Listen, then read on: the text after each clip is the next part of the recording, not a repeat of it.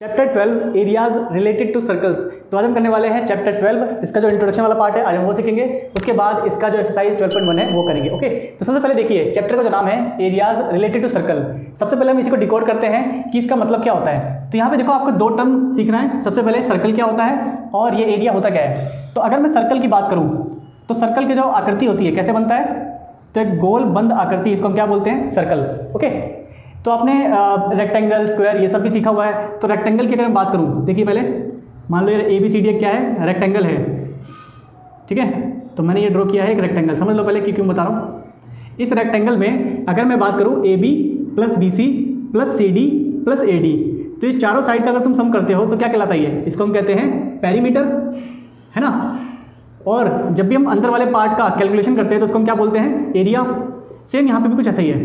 तो याद रखना पैरामीटर होता क्या है, पैरामीटर होता है किसी भी आकृति की बाउंड्री, ठीक है। अगर तुम पूरी बाउंड्री का लेंथ निकाल रहे हो, लंबाई निकाल रहे हो, तो उसको हम क्या कहते हैं, पैरामीटर। और अंदर की बात कर रहे हो तो उसको हम क्या बोलते हैं, एरिया, ठीक है। तो ऐसे ही यहाँ पर भी हम सर्कल में बात करें, सर्कल में जो बाउंड्री है ना, ये जो गोल बाउंड्री है, इसको हम क्या बोलते हैं, पैरामीटर। और सर्कल के रूप में जो पैरामीटर होता है उसी का दूसरा नाम क्या है, सर्कमफ्रेंस, ठीक है। तो कंफ्यूज मत होना, पैरामीटर सर्कमफ्रेंस दोनों सेम है।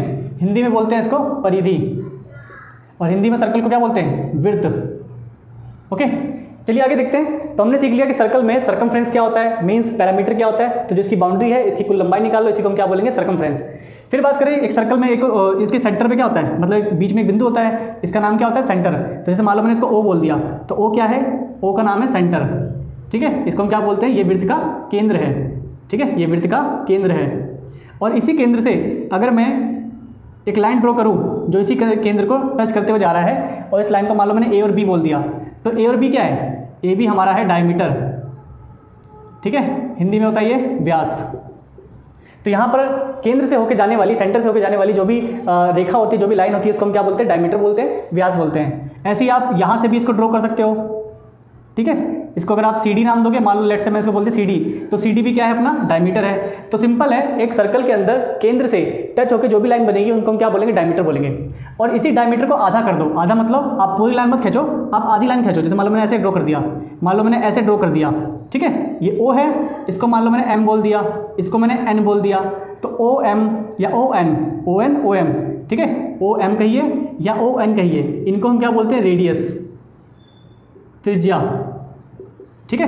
तो जब भी आप पूरी लाइन ड्रॉ करोगे जो सर्कल के एक एंड से दूसरे एंड तक जा रहा है और सेंटर को टच करके जा रहा है, तो उसको आप क्या बोलोगे, डायमीटर। लेकिन कभी भी आप आधी लाइन ड्रॉ करोगे, आधी लाइन मतलब आप केंद्र से, सेंटर से इस वृत्त पर, इस सर्कल पर कुछ भी लाइन ड्रॉ करोगे तो आधी लाइन को हम क्या बोलते हैं, रेडियस। ऐसे यहाँ पे देखो OB, OC, OA, OD, ON, OM, ये सभी क्या है, ये सभी रेडियस है, सर्कल की रेडियस, जिसको हम क्या बोलते हैं, त्रिज्या।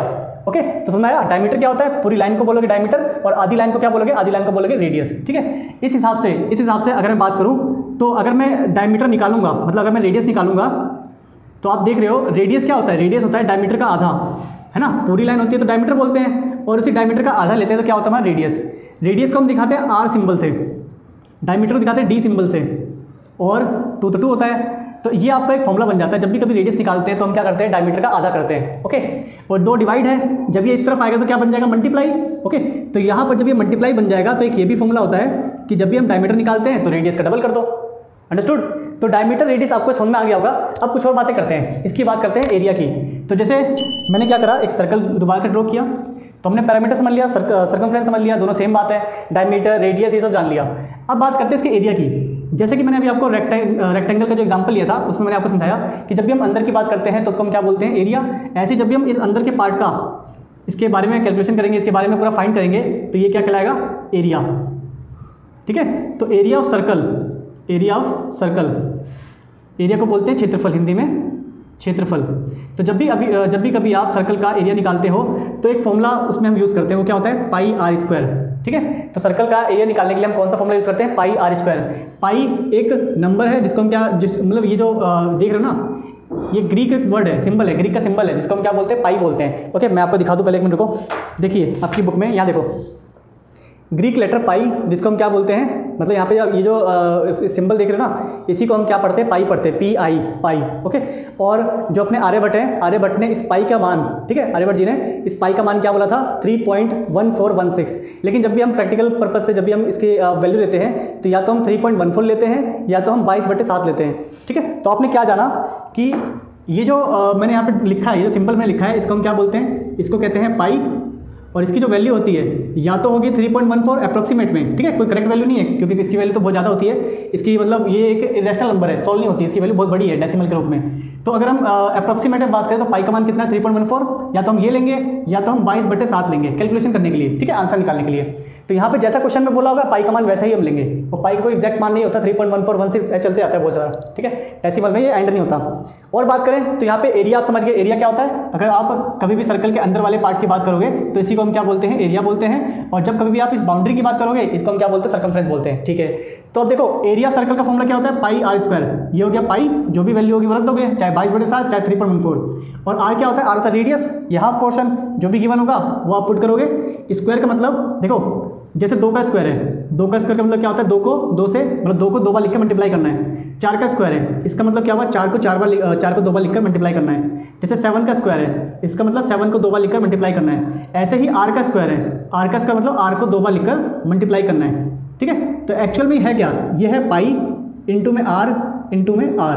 ठीक है, तो पाई का जैसे मान लो कि आपको गिवन है 3.14, आर का मान आपको 5 गिवन है, तो इस हिसाब से आप इसको सोल्व करके आंसर लाओगे। ठीक है, जैसे मान लो पाई का मान आपको दे रखा है 3.14, आर आपको दे रखा है 5, और स्क्वायर का मतलब क्या है, 2 बार लिखोगे, तो जो भी यहाँ पे आपको मल्टीप्लाई करके आंसर आएगा वो क्या कहलाएगा, area of circle. Okay, understood. तो एरिया क्या होता है, अंदर का पार्ट, और सर्कमफ्रेंस क्या होता है, पेरीमीटर क्या होता है, बाहर का पार्ट। अब सर्कमफ्रेंस कैसे निकालते हैं वो समझते हैं। तो देखिए कभी भी किसी भी सर्कल के अंदर डायमीटर और उसके सर्कमफ्रेंस का जो रेशियो होता है ना, देखिए समझिए, सर्कमफ्रेंस और डायमीटर इनका जो रेशियो होता है, या कह सकते हो जब सर्कमफ्रेंस को डायमीटर से डिवाइड करते हैं तो हमेशा आंसर किस में आता है, पाई में आता है। क्या मतलब उसकी वैल्यू क्या होती है, वो पाई होती है। ठीक है, अब मैंने आपको क्या बोला, सर्कमफ्रेंस निकालना है हमें, तो सर्कमफ्रेंस से मतलब है कि इसका क्या फॉर्मूला होता है, ये हमें बताओ। तो सर्कमफ्रेंस के फॉर्मूले की बात करें, अभी मैंने बताया डायमीटर क्या होता है, डायमीटर होता है 2 इंटू रेडियस, और यहाँ पे क्या है, पाई। ये क्या चीज़ है, ये डिवाइड हो रहा है, जब इस तरफ जाएगा तो क्या बन जाएगा, मल्टीप्लाई। तो पाई के साथ में जब 2r को मल्टीप्लाई करेंगे तो क्या बन जाता है, 2πr। और यहाँ पे क्या बचा हुआ है, सर्कमफ्रेंस। तो कभी भी आपसे पूछा जाए कि सर्कल का सर्कमफ्रेंस निकालिए, सर्कल का सर्कमफ्रेंस निकालिए, तो उसका फॉर्मूला क्या होता है, 2πr। तो circumference of circle is 2πr, area of circle is pi r square.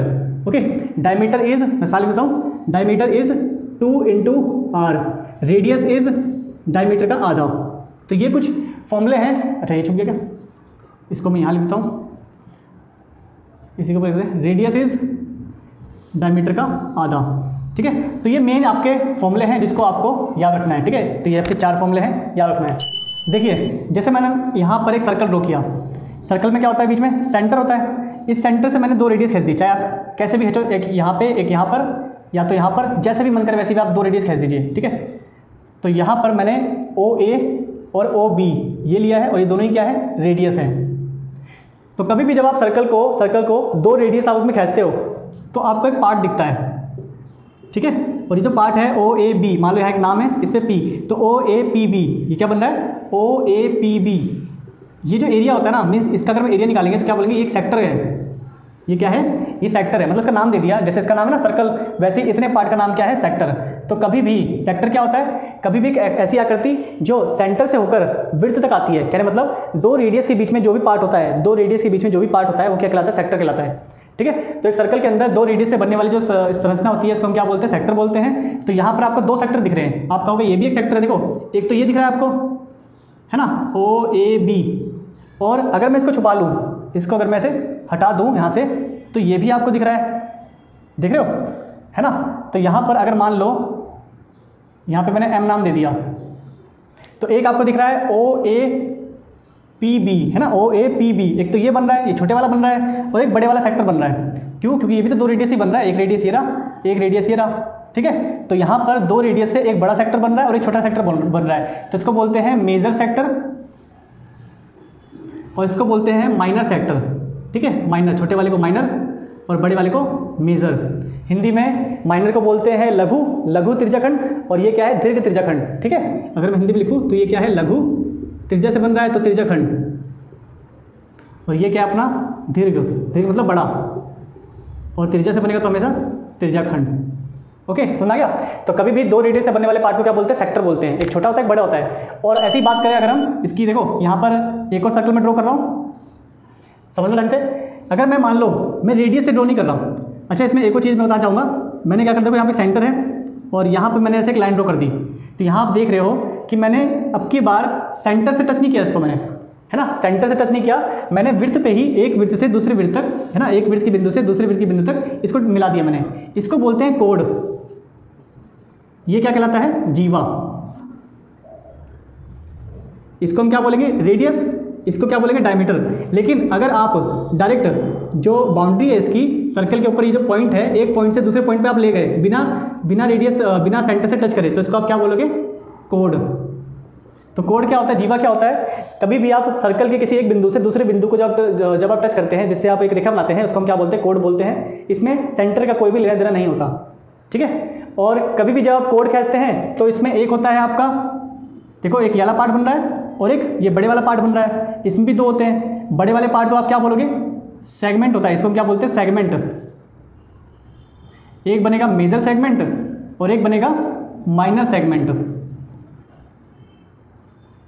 ठीक है, तो इनमें कंफ्यूज मत होना। सेक्टर क्या होता है, जो रेडियस से बनता है, दो रेडियस से बनता है, और सेगमेंट क्या होता है, जो कोड से बनता है। ठीक है, तो एक सर्कल को ये जो कोड है दो भागों में बांट रहा है, तो इसमें नीचे वाले पार्ट को क्या बोलेंगे, माइनर सेगमेंट, और ऊपर वाले पार्ट जो बड़े वाला पार्ट है इसको क्या बोलेंगे, मेजर सेगमेंट। और यहाँ पर ये जो अपना ये सर्कल बन रहा है, इस पर दो रेडियस से एक छोटा पार्ट बन रहा है, इसको हम बोलेंगे माइनर सेक्टर, और बड़े वाले क्या बोलेंगे, मेजर सेक्टर। तो रेडियस से क्या बनता है, सेक्टर, और कोड से क्या बनता है, सेगमेंट। ठीक है, तो ये सारी बातें हैं 12.1 में। आई होप आपको समझ आया होगा। कुछ नहीं समझ आया तो आप कमेंट करना जरूर। ठीक है, तो अब हम करने वाले हैं एक्सरसाइज 12.1। ओके, तो मिलते हैं नेक्स्ट वीडियो में।